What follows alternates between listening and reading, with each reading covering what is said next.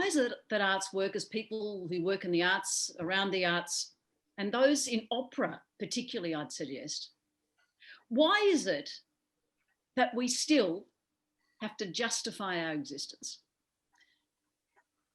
That the arts are important, that they're crucial, they're integral to culture. They're not outside culture.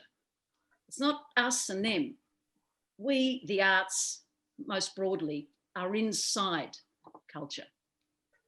So as I said earlier, how come we still have to justify why we're here, how we're here, why we need to get paid for what we do, get funded for what we do? And I would argue that it is a discussion that, even though it has been around for a long, long time, that in this moment historically that we find ourselves, it is a discussion that is even more significant than at other times. So we're going to talk hopefully around those ideas. But first, I'd like to introduce us to the panel today.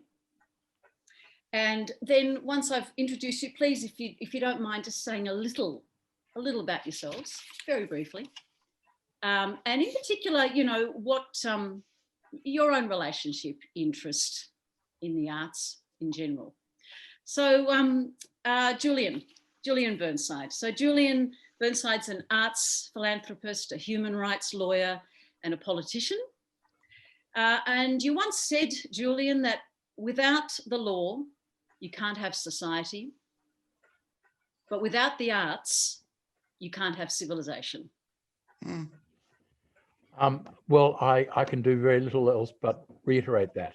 I think the arts are more important than anything I ever have done, more important than anything done by most people, apart from artists, creative artists and performing artists, and there is a distinction. As it happens, I wanted to be an artist. I wanted to be a photographer. I'm rather glad I didn't become one, because Bill Henson is one of our good friends. Ah, I'm sure you would have been a very different sort of photographer, though, than Bill Henson. Yeah, less successful, I suspect. And I'm married to an artist, Kate Durham, who makes jewelry. And I frankly think every day when I see what she does, I think what she is doing is more important than what I'm doing. I mean, the idea of having society is nice, but the idea of civilization is even better. No. Perhaps we'll come back to that distinction, because that opens up a whole other area as well. Thanks, Julian. Alison Pennington. Alison is a senior economist with the Centre for Future Work, and your research focus is on work in Australia today and obviously in the future. Now, Alison, you are the only economist here on the panel, and I promise not to ask you to explain to me and to all of us once and for all what trickle-down economics actually means. If indeed it's even something we can talk legitimately about anymore. Some would argue it's all dead and buried. And if indeed, I don't know, is the current government, I'm not going to ask you this, but is the current government using this framework to position the arts even further down at the bottom of this trickle? Now, I'm putting it out there. It might be something we can actually touch on, but would you like to tell us a little bit about your own work and your relationship to the arts? Yeah, so I am an economist. That's my formal title, but I've also been a singer and a performer for the last 10 years or so. I've been very lucky to have the arts in my life in that way.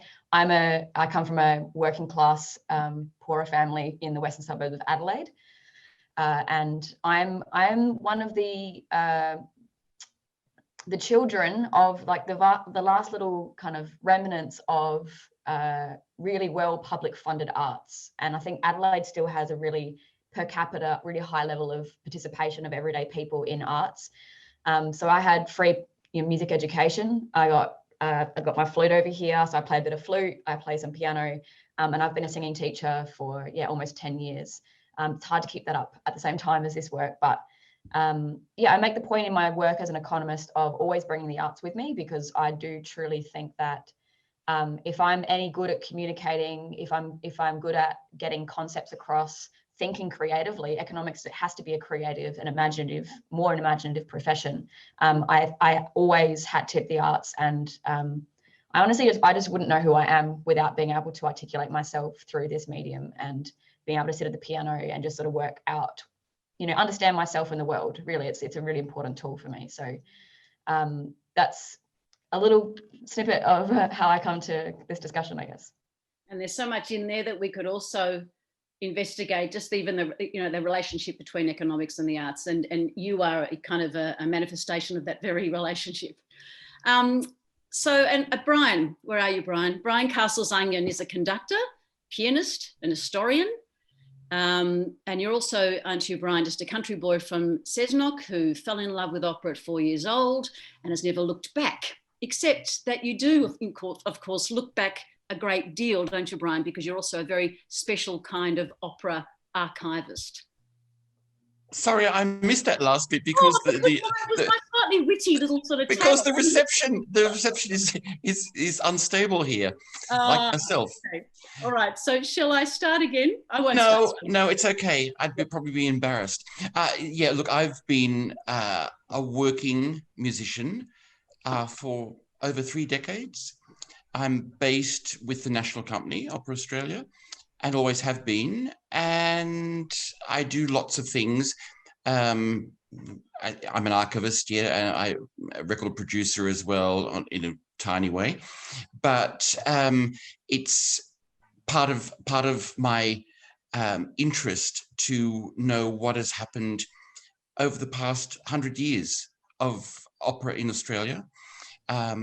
The politics and the singers and the way we have performed, the productions, the way people sing, it's all part of our culture, and of course, as Julian said, without us, there is no civilization really, because throughout history, the world has been remembered from the arts. Anyway, that's me, but I've been a working performer for over 30 years.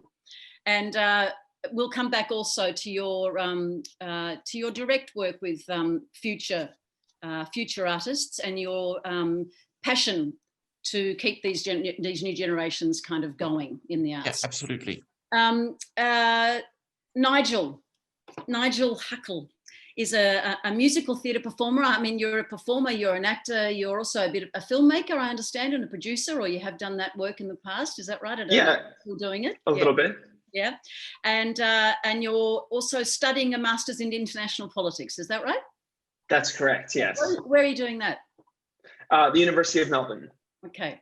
Yeah. Online, of course, these days. Yes, this year has all been online, which is a bit depressing because actually part of the reason why I was so excited to go to Melbourne Uni was the beautiful campus and all, that glorious bit of Melbourne, which I got to do last year, but well, give and take. You might get to do it next year, right? We have to be optimistic that there is going to be still some face-to-face real world teaching and relationship going on in both the, in the arts and education, et cetera, et cetera. That's right. I'm optimistic. Yeah. Nigel Huckle is also a member of the Australian platinum selling group, the 10 Tenors. Yes. And go on. Been with them for 3 years, what I was going to say. Yes. And you also have a tattoo on your bicep that says, quote, some of you will recognize this quote, "and rain will make the flowers grow," from your favorite scene in Les Mis.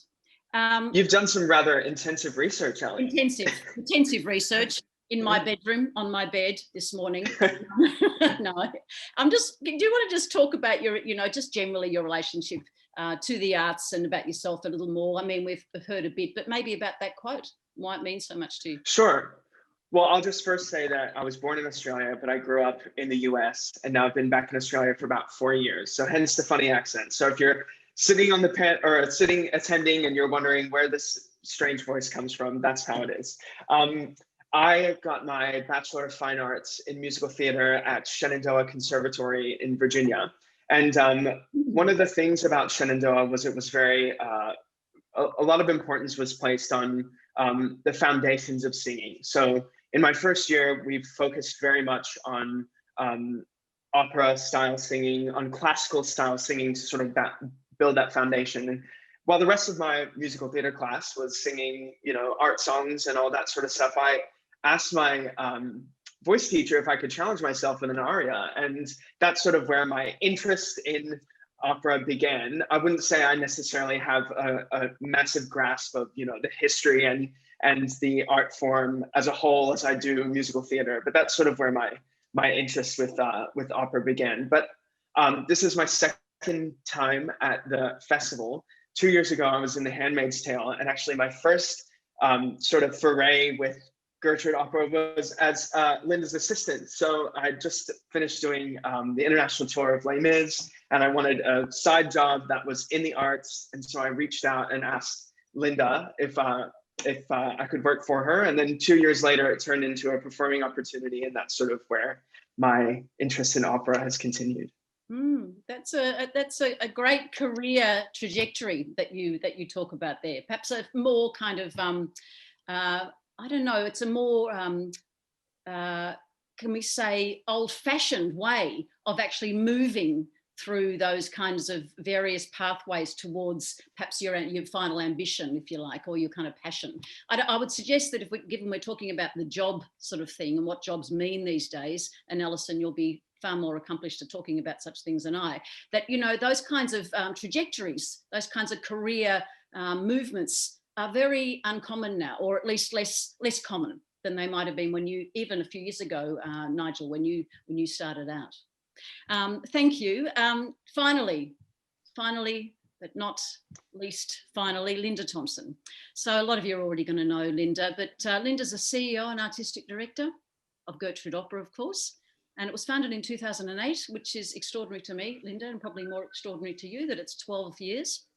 And you're also a creative producer and a leader, and of course a performer and a theatre director, a teacher and a mentor, and who, when we were both living together, Linda, hope you don't mind me saying, in 1990 we shared a house.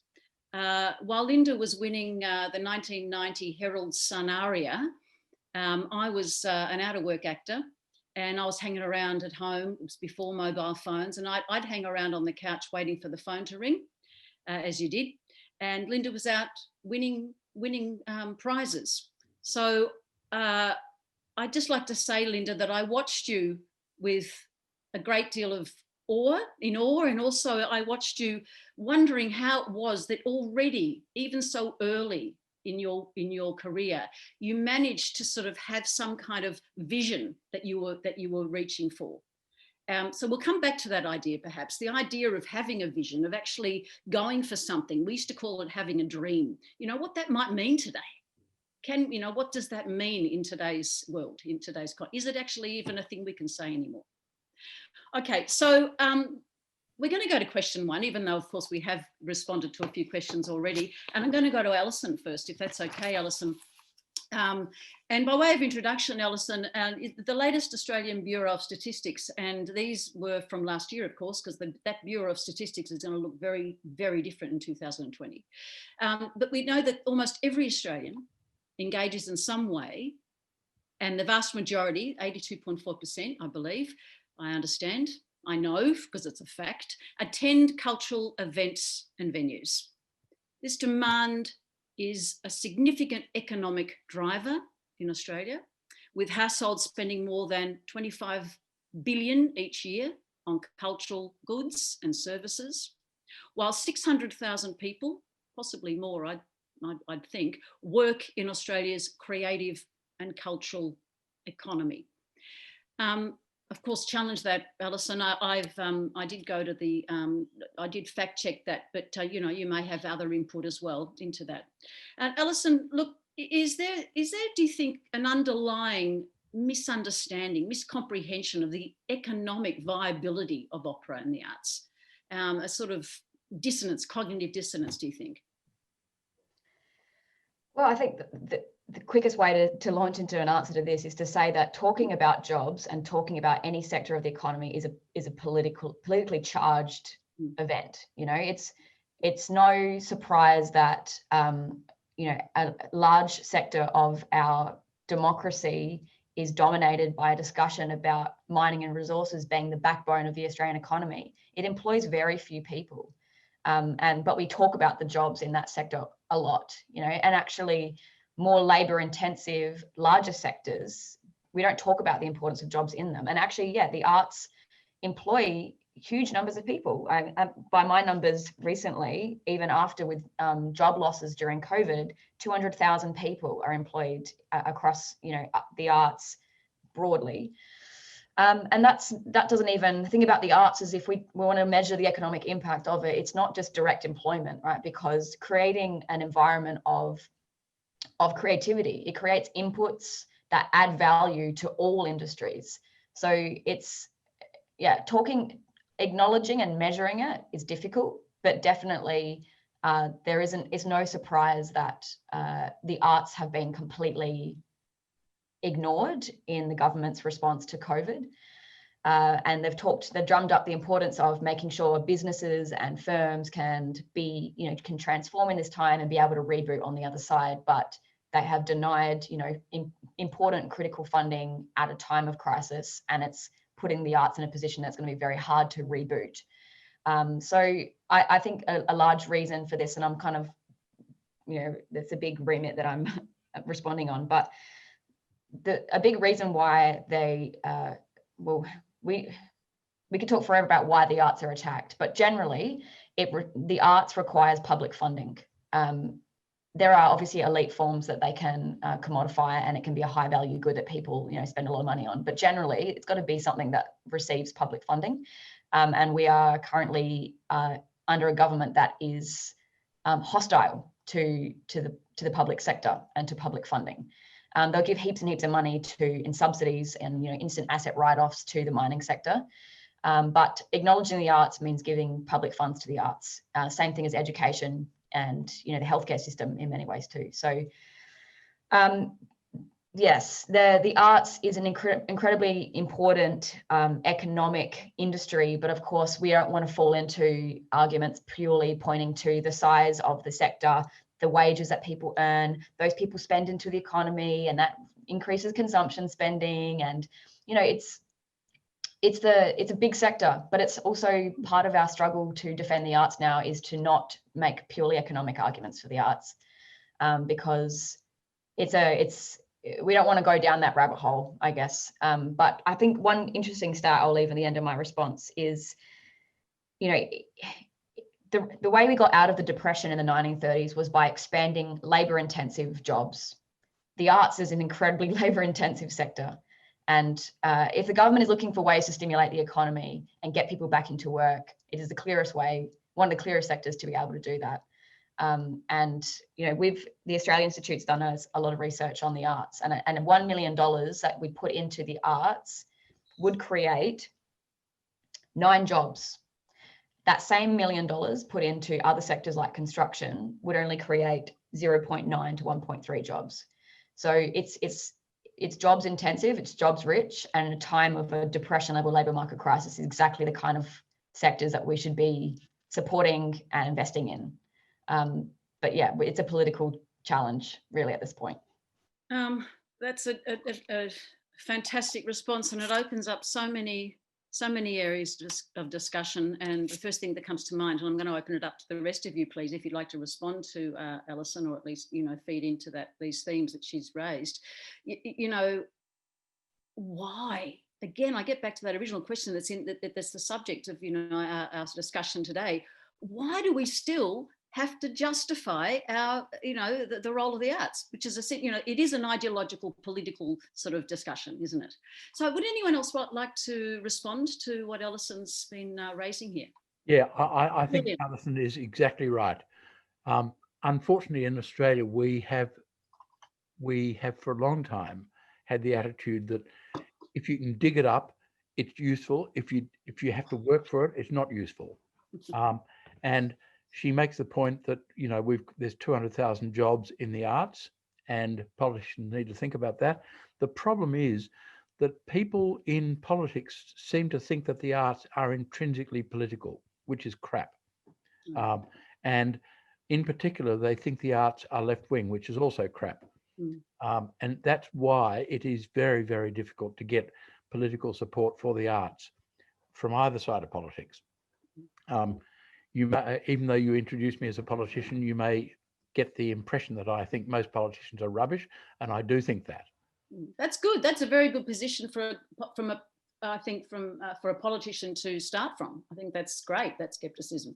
Yeah, well, whether I regard myself as a politician depends on whether I regard myself as rubbish, for that reason at least. So I just think shows self-awareness. I think that's all I'm trying to say.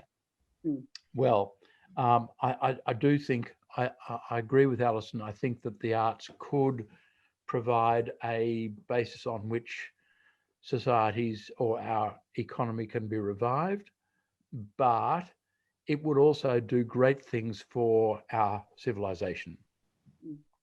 And the idea that we should be hidden, that the arts should be hidden with all of its employment opportunities is tragic. Just another of Australia's huge mistakes. Yeah, I'd love to ask you about all our other mistakes, but probably not the environment within which to do it. Would anyone else like to respond to this this expansive discussion right now? I think, I think one of the reasons why we've lost this sort of importance on the jobs is because the average person who, you know, may not be a massive arts enthusiast, all that they really see of the arts is what they see either on a screen or coming through their ears or in between the proscenium marches, like what they see on stage. And they don't understand the sort of the massive work that goes on behind it. And if you can humor me, I just sort of want to tell a story about how I got a particular job, because I think it builds into this sort of idea of the arts as a business. And I'll try and be as succinct as I can. But last year, it was in about August, September, I was doing West Side Story with Opera Australia. And at that time, they announced that they were doing that this year, they would be doing the 25th anniversary production of The Secret Garden. And when that announcement came out, I saw it and I said, I want to do that show. I want to play this role. And there was a song in that show that I had been thinking about recording for a while. And I sort of spoke to my agent about it. And I was like, is this a bit cheeky if I, do this now and release it? Is that a bit like playing too much into the game? He said, no, go for it.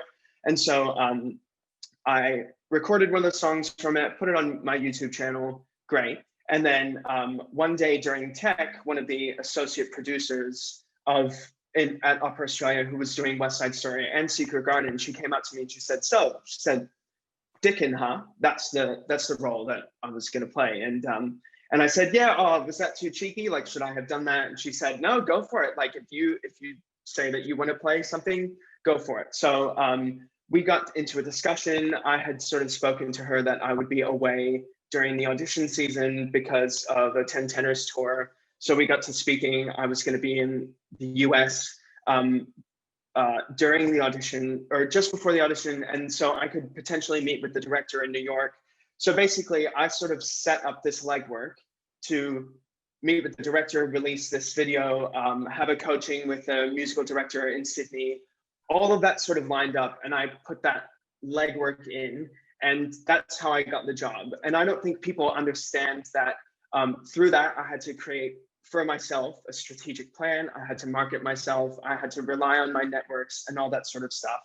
And that I think is the biggest disconnect, where we speak about economic viability and we talk about companies and we talk about production companies and producers, and we don't actually realize how much business acumen is required for individual arts workers. And that goes for artists, that goes for mechanists, that goes for musicians, that goes for every single person that is involved in the production.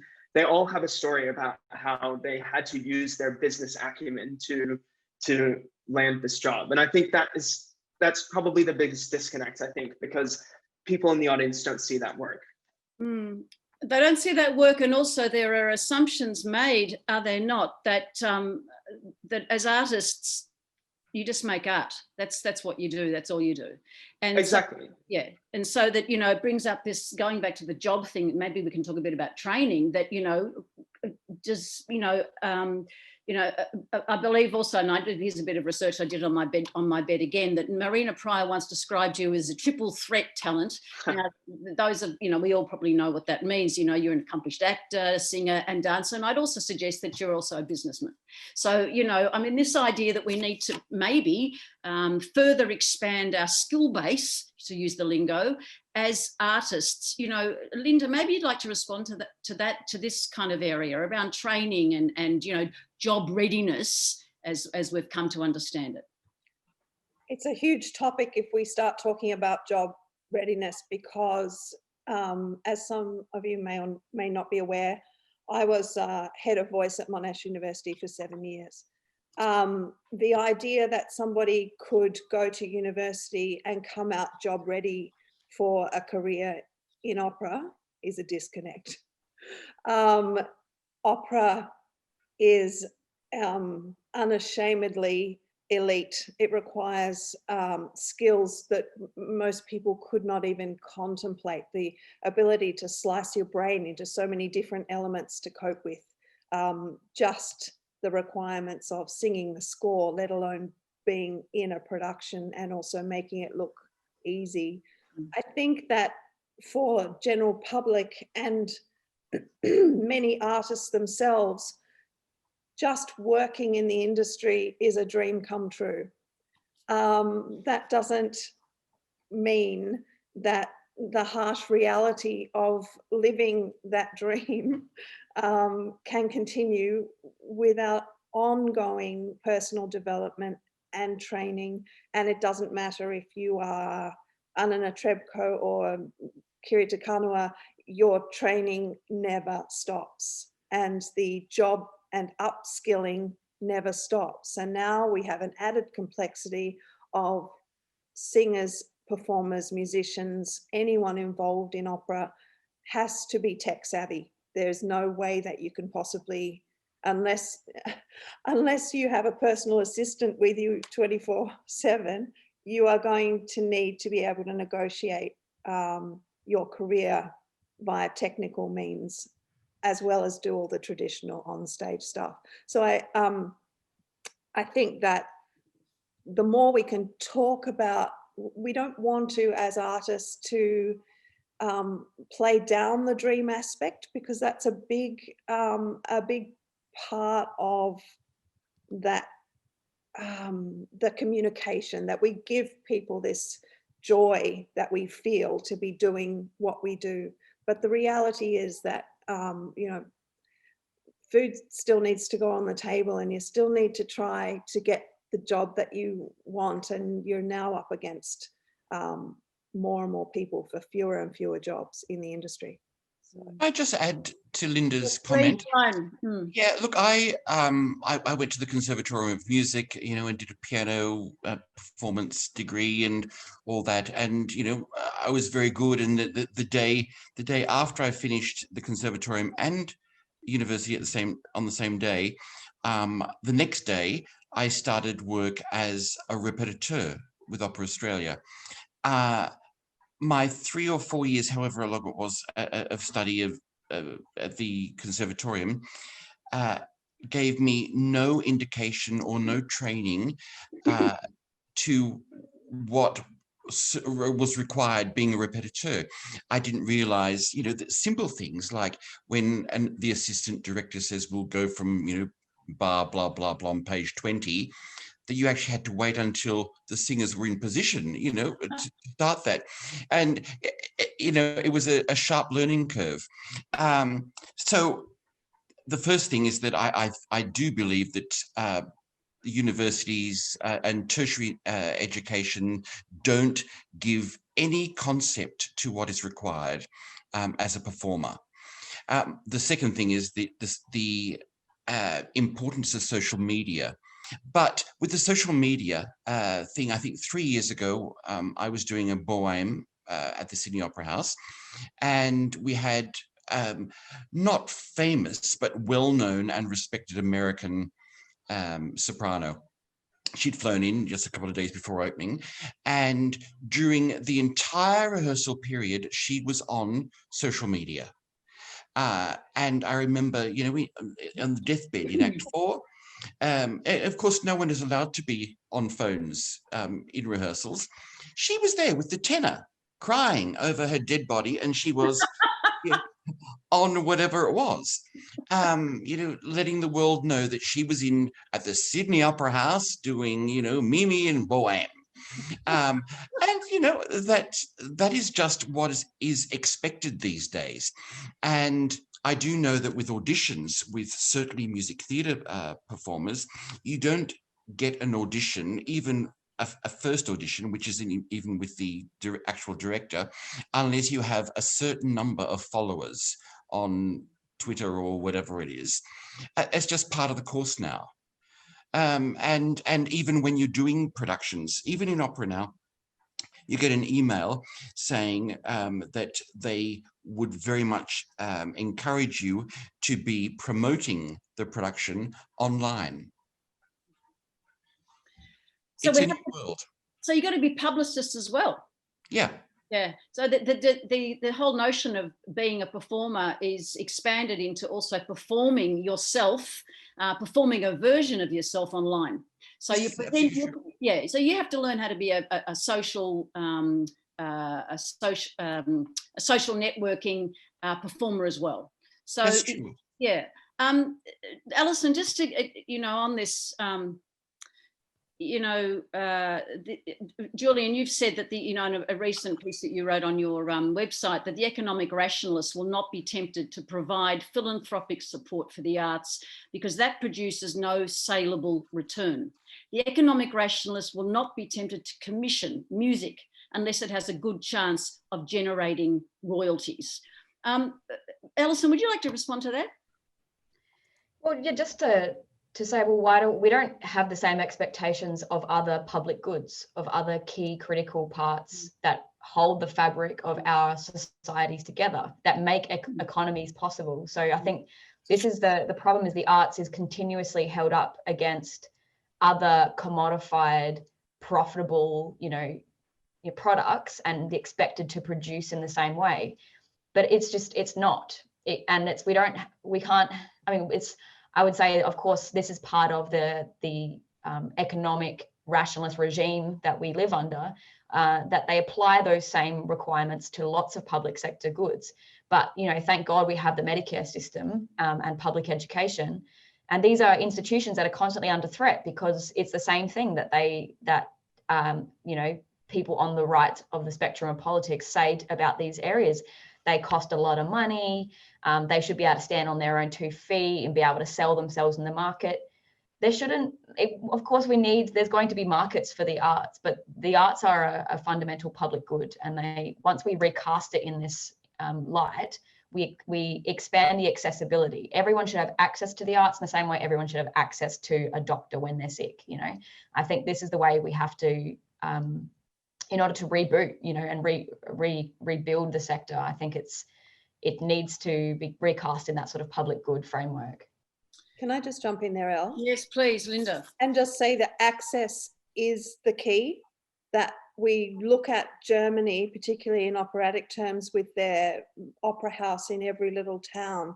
The reason those houses are there is because the government have provided access by way of subsidy for families to go to the opera for such a cheap, you know, I think it was thrown around, I'm not sure, it's probably a little bit more expensive now, but something like $6 a ticket in a town, you can go and see an opera with orchestra on stage with everything.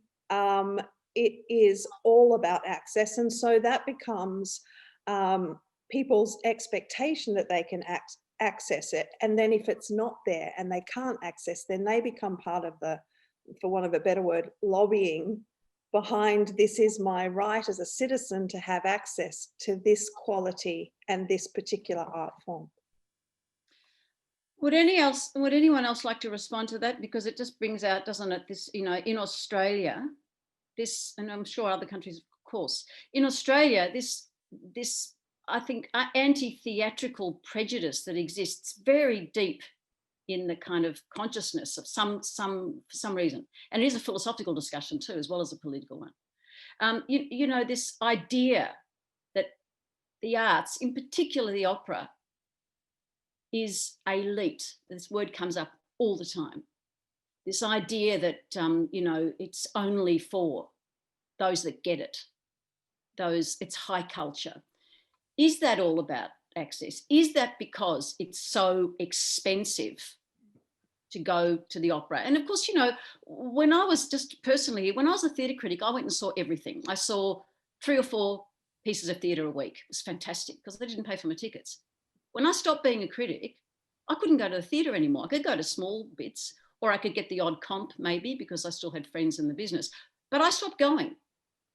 So, you know, is it money? Is it about not having the money to go? Would anyone like to respond to that? Or, I mean, you know, I suppose it begs the question, what can we do about it? I guess we're not here to solve these problems, but to sort of, you know. Can I pick up on something that you said and throw it out back to you as a question? Why is it okay to refer to elite sports person, but it's not okay to refer to elite artist? Good, very good question. Would someone like to respond to that? Anyone? I'm going to be cheeky and jump in, but because I'm someone who believes in accessible public goods in arts where everyone can create. I'm someone who pushes people to be creative and to give things a go. But I think there is a really strong and important role for like very technical professional arts as well. I don't think it's elitist it only becomes elitist because those you know, people who invest their entire lives into being experts, they are experts in their field. And we are better as a society by people investing so many years of dedication and work to create something that is so beautiful beyond our wildest dreams. We never thought that humans could do those things. And it's about, I think we need to nurture that world as well, because not everyone is going to be a professional artist, but we need to expand the accessibility of that world. So it's not just something, you know, I've only once seen an opera show and it was something that someone got the ticket for me, and I was in tears the entire time. And I just feel like, as someone who came from a background that I could never imagine I would be able to see an opera show, like the opera should be accessible to all. It should be something that everyone gets to experience. But the only way that we're going to be able to do that is if we make the political case, the strong case for the arts as a public good, and it's you know, not just a $300 ticket at the opera house, but those people are also educators that go to public schools and talk to kids about the importance of opera or the importance of arts. Just ways to integrate the arts into different types of working platforms as well. And I think I wanted to say that there are other countries in the world that pay artists a salary, you know, like in Australia, we've got this idea that work is something you subject yourself to. No one likes their job. So therefore artists, if they like their work, they're not real workers, you know? And I think there are other parts of the world, particularly the Scandinavians, who pay musicians and artists a full-time salary to practice and to get good at what they do. And their politicians also go to opera performances. I've rarely known an Australian politician during my time to have attended an opera performance. Except for the purpose of being seen. Yeah. That's right. And I think I was doing one of the harbour things, and I can't remember the previous, I don't know which one it was. I do know, the one who looked like a snake or a lizard. He attended, and they left at interval. They just all arrived, and then they all left at interval, so they'd been seen. And yeah.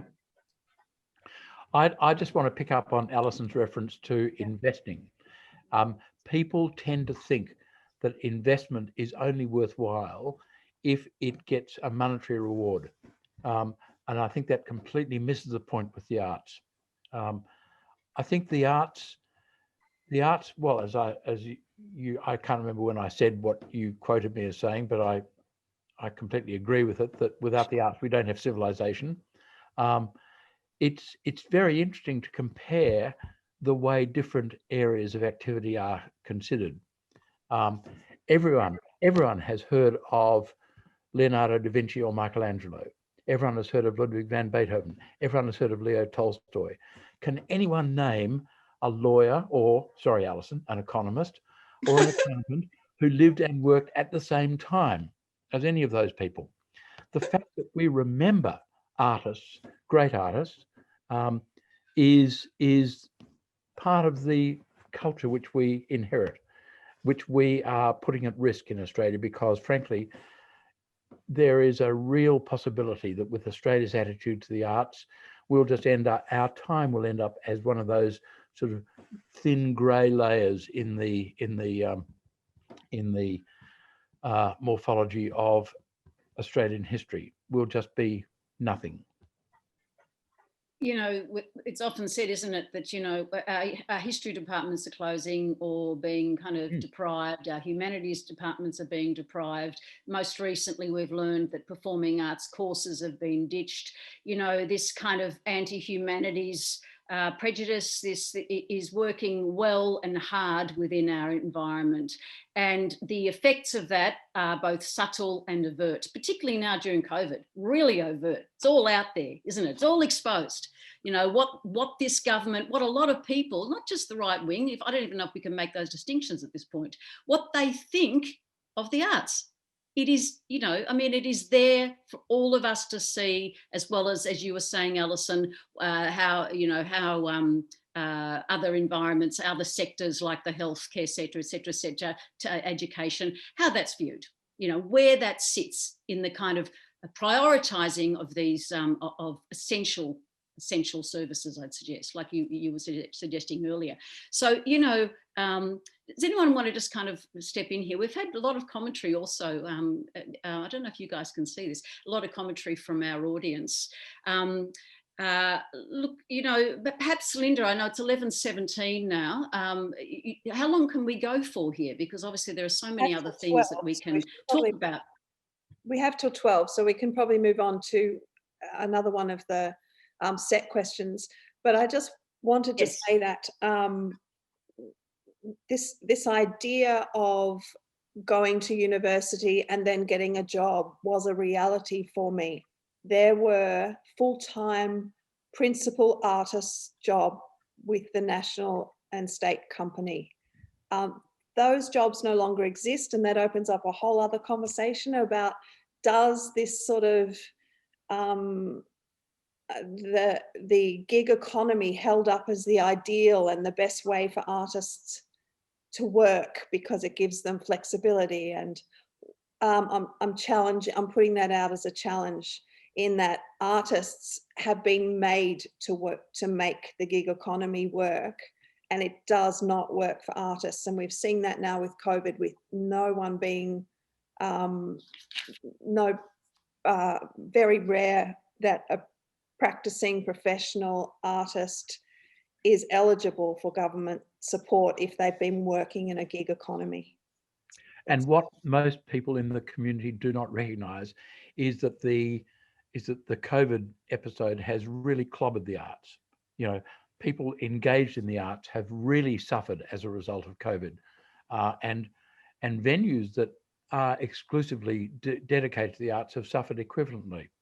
Now, what I would like to say is, for people who have got spare money, it is worth putting money into the arts, because that is going to be rewarded by our civilization. It is really, really important. You may not get an immediate monetary return. Well, too bad. Who cares? You know, what matters is the survival of the culture which we appreciate, the culture which we purport to value.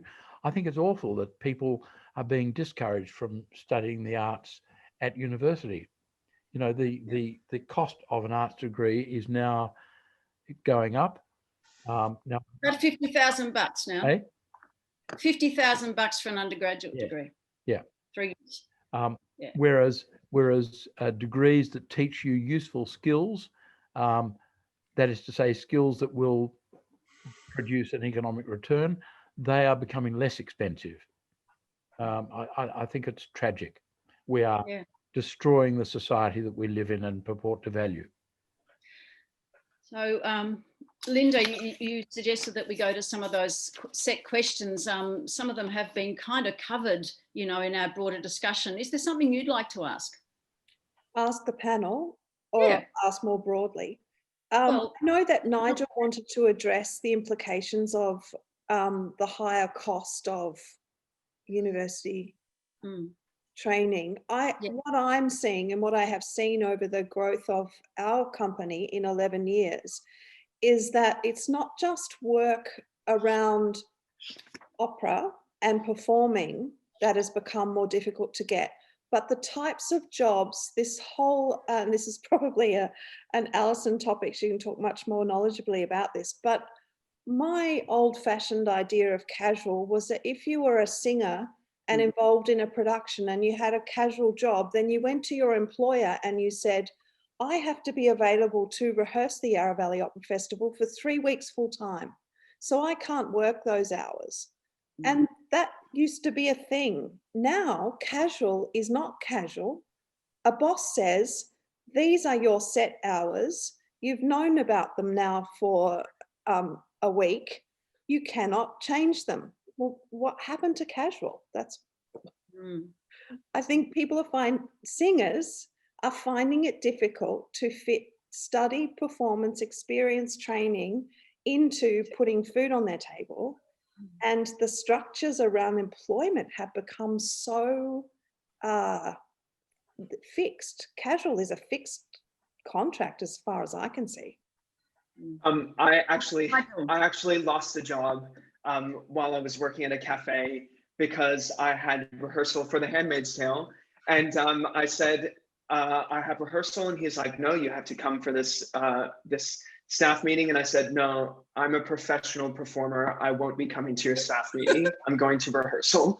Right. And it was fine because that was a perfect time for me to lose that job because, we were about to go into production week for The Handmaid's Tale. And then after that, I was going on a 10 tenors tour. So I was fine in terms of like financial support for myself.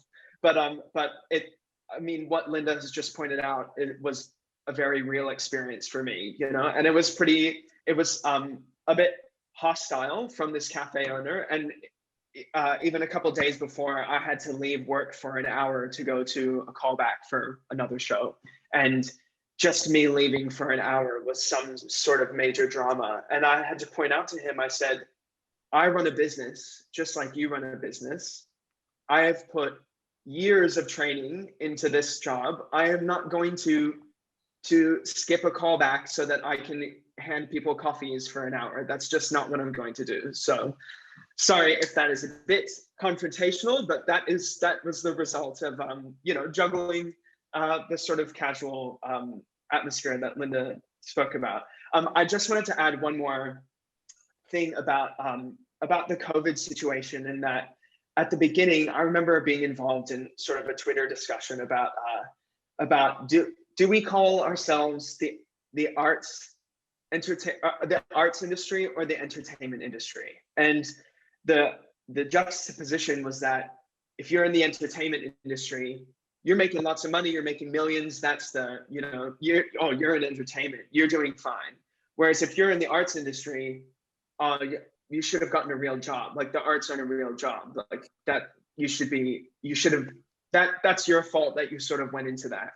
So it's a bit of a damned if you do, damned if you don't on what you decide to call yourself, because at the moment we're in a crux point in society where the general public doesn't understand our identity and how we fit into the workforce. Yeah. And I just think it's a pity that you choose the word industry. Yes. I don't think it's the art industry or the business, they call it too. The business. Eh? Customarily, it's been called the business, hasn't it? Right. I guess that's right. But industry really, really puts it into the wrong economic category, in my opinion. Because, yes. Yeah. Is that because it implies a product at the end? It implies kind of something that we as human beings are actually monetarized. I think it does. Yeah, it does assume that there is some industrial process going on, and that it is all about the money. Which, I mean, it's very interesting, this idea about the elites. Yeah. It occurs to me that nowadays, if you owned a painting by Van Gogh or Cézanne, you'd be regarded as an elitist. But Van Gogh never sold a painting during his lifetime. What does that tell us? Is that a rhetorical question, or do you want some of us to? Because I think we it's. Does anyone else want to just like to say something at this point? I mean, so many things have come up, and one of our respondents, one of our audience members, has actually talked about the word. Here's another word: privilege. Okay, elite, privilege. Those words.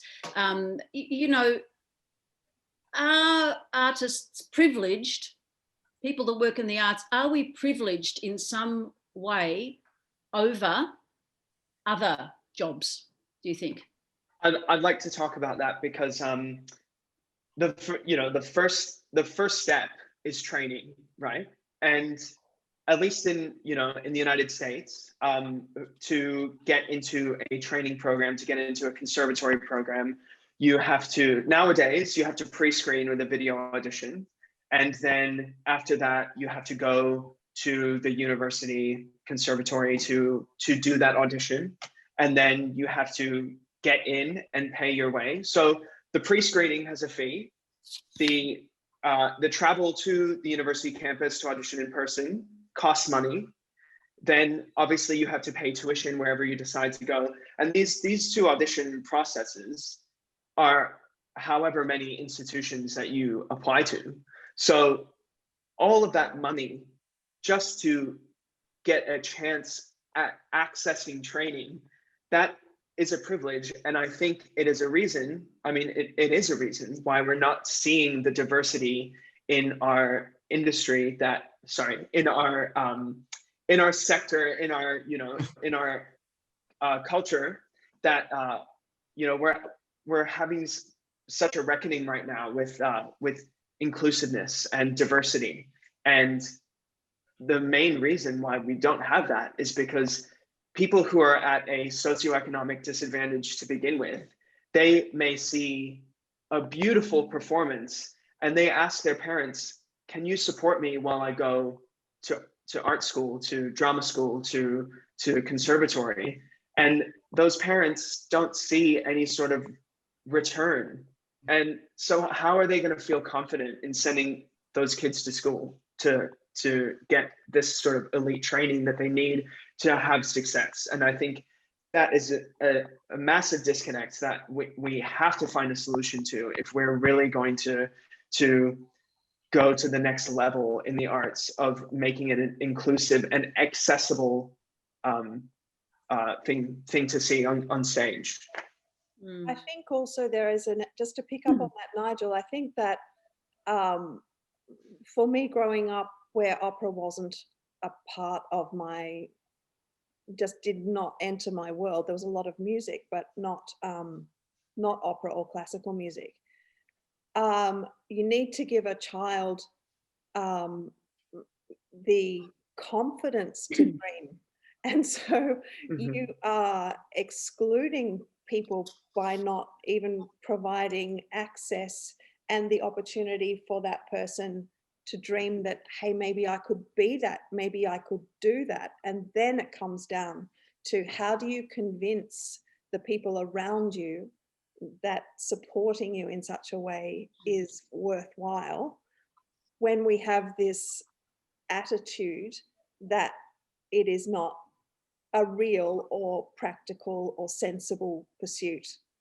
I think it's so integral to how we manage the dreams and expectations of every single child, not just the children who get I'm using the word again, elite performance programs at private schools. There is such a gap between what people at a private school get exposed to and engaged in to some of the less equipped public schools. So yeah, that's a big thing, I think.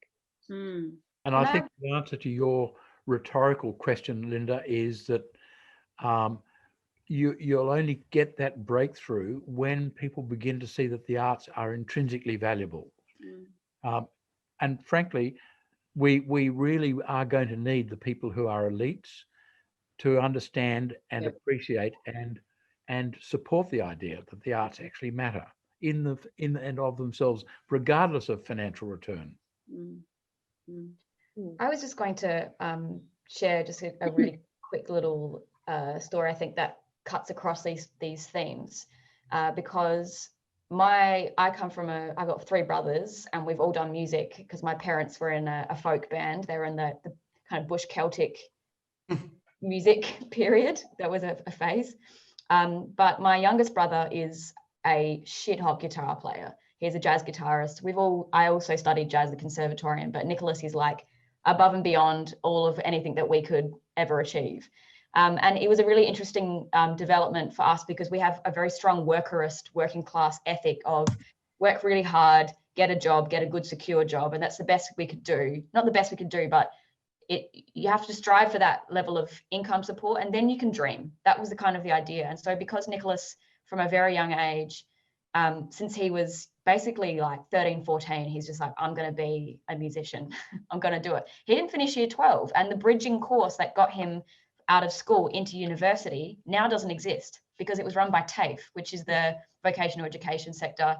It was a certificate 4, and it was funded by government to directly assist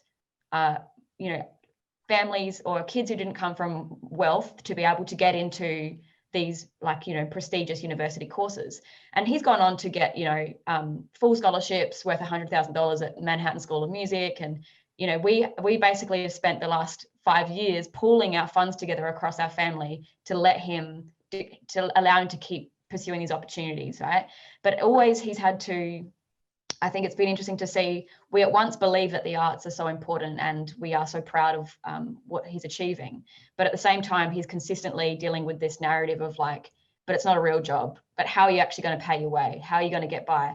And ultimately, all of these concerns could be leveled and would dissolve if there was some decent funded positions for really great musicians who create really great things.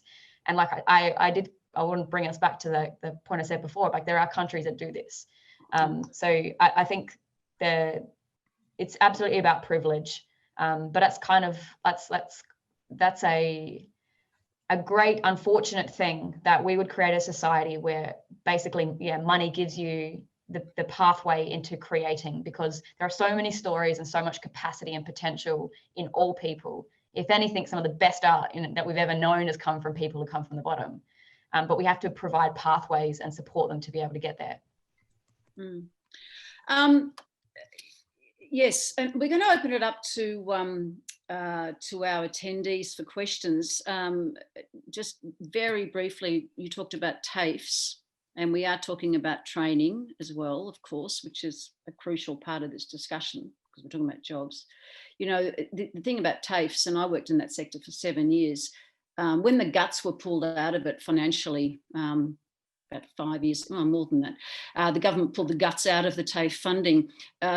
We lost a lot of students. We lost a lot of those sorts of students that you alluded to earlier. We lost a lot of those kids most of them were kids. They were all people in their 20s and late teens that wouldn't have had access to any kind of further tertiary education before. And I ran a writing course, so it was the arts. Now and also retraining, upskilling. We had people who were older, who'd had other professions, who came back because it was so highly subsidised. They could do a cert. We don't do cert 2s anymore, really, but they could do a cert cert 2. That's the diploma, and retrain and go and get jobs in the arts if they wanted. That's not available anymore because you need so much money to do them. So people are discouraged. They'll say, a 40-year-old, a 30-year-old will say, I'm not doing that. That's going to cost me, $11,000. I'm not going to do that anymore. We used to be able to do that. We had those people. We're going to go to an anonymous attendee who's asking the following question. So the discussion, this is a quote, the discussion and arguments you have presented are echoes of discussions had throughout history, both modern and ancient. The arts must accept its role as revolutionary in the community it serves, hence the first to be suppressed along with academics in times of political conflict. If we accept this, and the arts' role is in creating a society that, that can think freely, then what do you suggest we teach our children? Perhaps, Linda, you've touched on this already. Would anyone else like to respond to that? What do you suggest we teach our children? That the arts are intrinsically valuable. I think I would disagree with the major premise of the question. I don't think politicians these days are fearful of the arts. I don't think they see the arts as a threat. I think they just don't understand the point. They do not get the idea that the arts are important. And so that's, I would respond to it that way. Yes. Anyone else like to respond to that? I've just often wondered whether politicians have been given too many free tickets throughout their lives in the attempt to sort of win them over. And sometimes they have felt obligated to go, and that has affected their appreciation for the arts. That sort of, that expectation as part of their job has sort of skewed their capacity to value the free ticket for what it should be, and that is to experience the art, when really they're using the ticket, both the company that's giving the ticket and the politician that accepts it have a different relationship to art than we would expect. I reckon those pollies should pay for those tickets because they can afford them, and that would show support, and that would feel like a different experience, and that would go some way to change the mindset. But the worst thing is that what they will then do, and this is a generalization, apologies, give them away. They wouldn't do it. They just don't turn up. You see that on opening nights, when, and even sold out performances of really special productions, rows and rows of people who have been given the gift of a ticket, sponsors included, they just don't turn up. They think that by accepting the ticket that is enough of their support. They don't have to put their body in the seat. Yeah, no, get them to pay for it, and it can be tax deductible, like, that's okay, but, get them to pay for it. Yeah, look, for 6 years, I was artistic director of the Opera Company in New Zealand, and, we offered tickets to politicians, but they rarely ever accepted them, especially for opening nights, especially. But it was during the time of Helen Clark.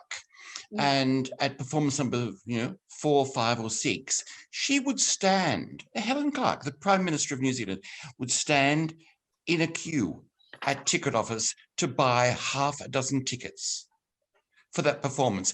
But she never ever came to opening night. And it was her duty to actually pay for them. But that is an absolute rarity in the world. It's also something that New Zealand does, isn't it? There's a tradition there. Yes, except that in New Zealand, frequently the arts is looked upon as a hobby rather than, something that you actually earn a living from, which is sad. Your illustration, Brian, actually shows us something else that New Zealand does and other countries don't. They generate political leaders. Oh, absolutely. Yes. We should all move there. Yes.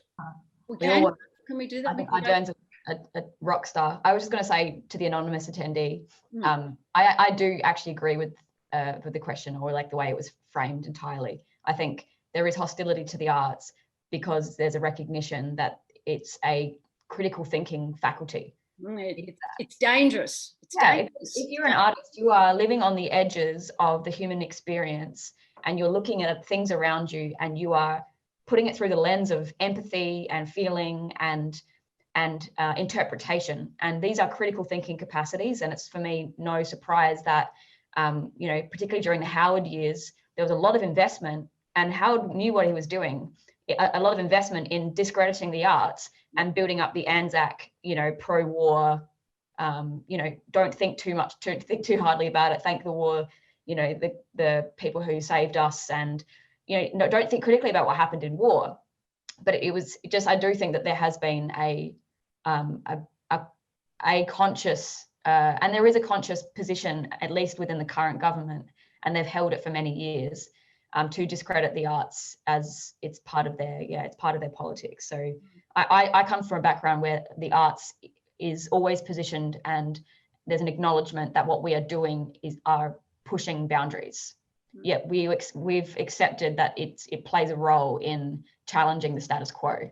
But that's not for everyone, but I do think that that's what the arts is doing. The humanities more generally as well, and that's one of the arguments, of course, for keeping those humanities environments alive. Again, just getting back to my point earlier, one of the good things, and I use the word advisedly, that's been exposed so vividly is the attitude towards the arts.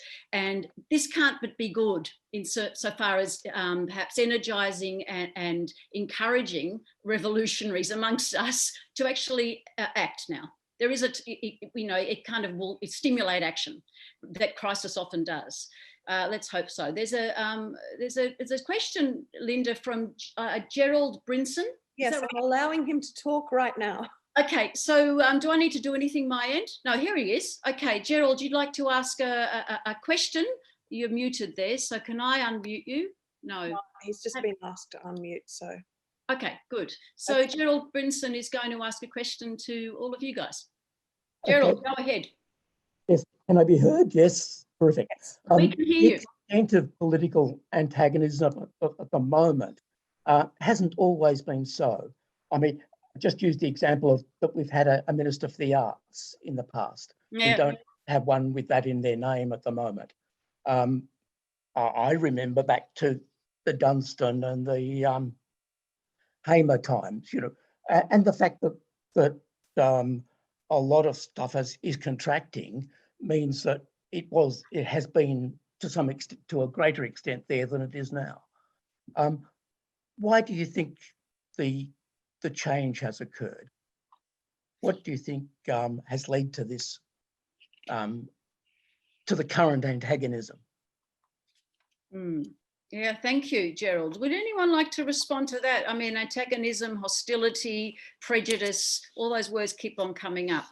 And we've made some attempt to respond to those. Would anyone else like to respond now to Gerald's question most specifically?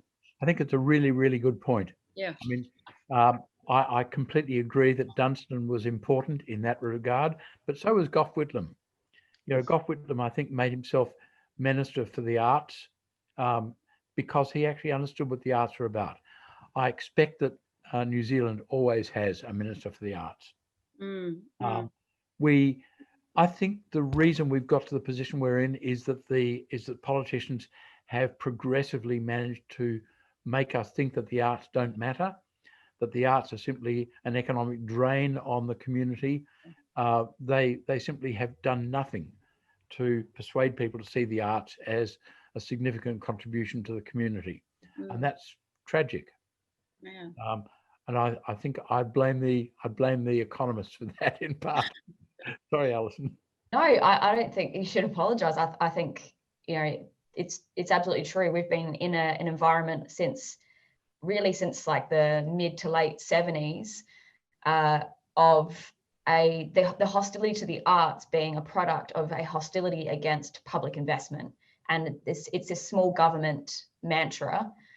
Which we still live under. Like it's called neoliberalism. It's just like a term that people use to talk about this period, but it is a trickle down thing. It's like if we give more money to people who have heaps of money, that's how you create jobs and that's how you create investment. Just give rich people more things, give them tax cuts, create a business friendly environment, and allow the markets to coordinate economic activity and essential human needs. And guess what? It doesn't work, does it? It doesn't work. Yeah. We're seeing that now. It doesn't work, and they still, this and anyway. But that's another great discussion. I think we should have put up a poll that said how many people watching and attending today would have gone to university if it hadn't been free. Because I, for one, would not have gone to university if it was today. Of course, the implication or suggestion there is that a lot of our attendees are probably 50 and over, I guess. Well, no, I think there's Just glancing down the list, it's a wide variety, but of those people that benefited from Gough Whitlam's free university, how many of us do we realistically think would have gone to university, for me, to study a 4-year Bachelor of Music as it was then, if it hadn't been free? If we were looking at that choice of go and get a full-time job, study for 4 years and pay for it. I don't know. I couldn't have done it. No. To that, and this is sort of off the topic a bit, but the arts are lent on all the time during good times, even though the artists are the people who've suffered the most during COVID-19. Until then, any big organisation that was having a fundraiser, they would go to any painter they knew and ask for a donation. Ask for a free painting. It is unbelievable that they intrinsically recognise that there is a demand for artistic work, but if you can get it for nothing, so much the better. And it's just awful that they've suffered so badly during the coronavirus time. Yes, and how many of us, or how many artists are still expected to work for nothing? It's just extraordinary, really. It really is. We've only got about 10 minutes left. There's another question here from one of our audience members. Is that it says, the arts has so much to offer. In your opinion, how does the arts impact on other areas, not the economy? Okay, good question. Such as mental health, social cohesion, or appreciation of beauty. A lovely question. Not afraid to be talking in abstractions. Does somebody want to respond to that? I'll just jump in very quickly because I think I've said a lot, but I do want to make the point that this whole issue around mental health and the arts is not given the importance that I think it should have. We seriously need to look at the impact of the arts on mental health and how making the arts more accessible can aid in people feeling better about themselves and society. That's probably enough on that for me, because I could rave on about that for ages. Okay, it's again, a great topic, Linda. Great topic. I was just going to say, I think, it's the arts' effect on mental health. I mean, the arts give you the opportunity to dream.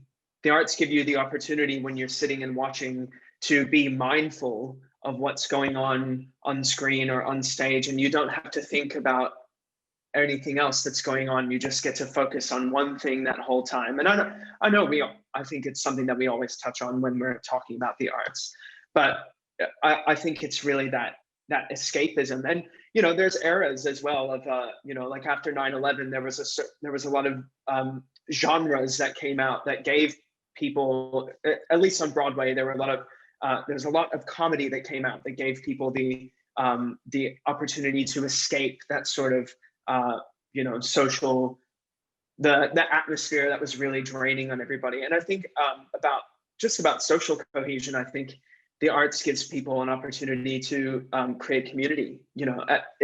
Think about when the curtain comes down after a breathtaking end of a first act, and you look at somebody that you don't know sitting next to you, and you're just like how amazing was that? I think the opportunity the chance to create more opportunities like that for people to enjoy community and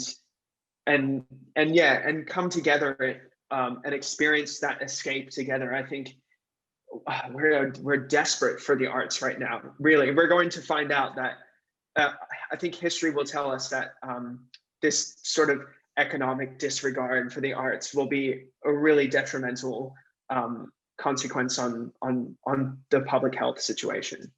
And we all know, don't we, that it's been, research shows us, over and over again, that connection to community is crucial to supporting good mental health. I think there was a scientific study where like people breathe or their hearts beat in tandem when they're, you know, they're watching a show together. Like there was a study about how that works in an auditorium. I think like that is just something that you could, the human community, that the fact that it works like that is just, it's unbelievable.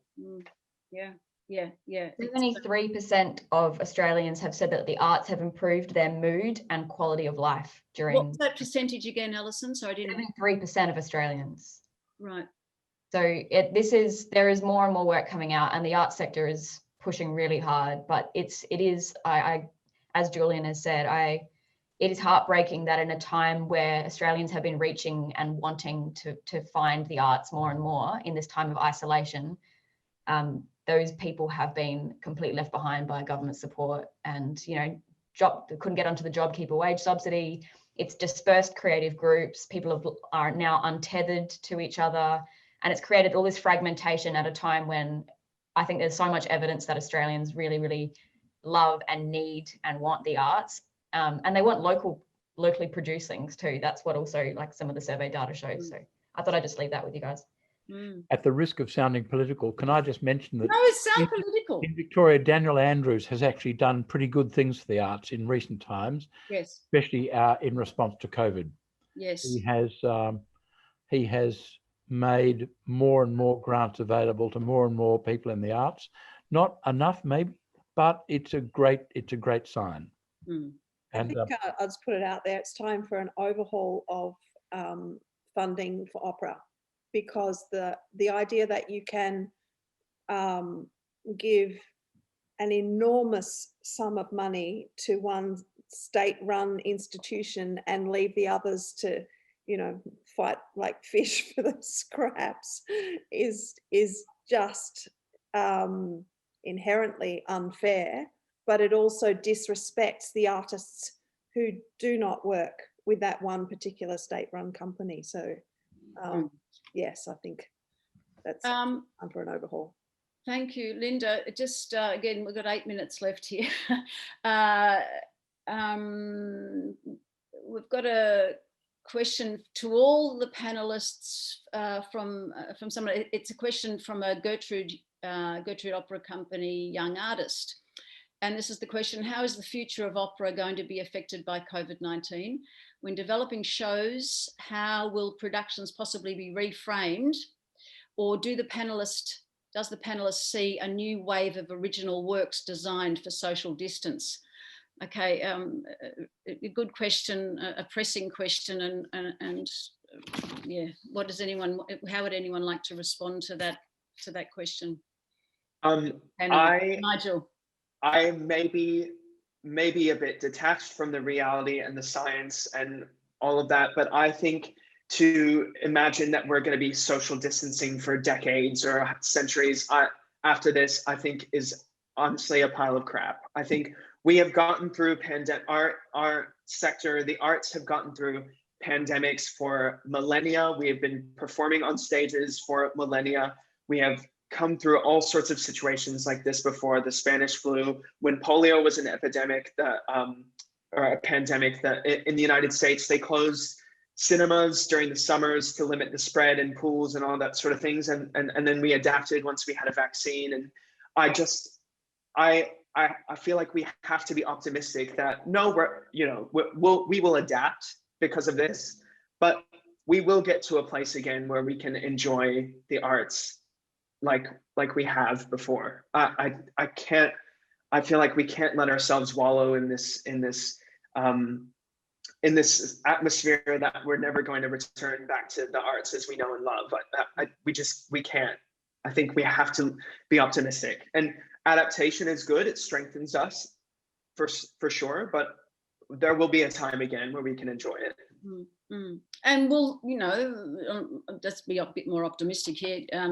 We will learn from this period in history, won't we? And not just as artists, as human beings. We will learn how to adapt again, because we're very good at adapting, human beings, and we will learn new ways of making art, and maybe those new ways of making art will then inform and feed into our future ways of making art.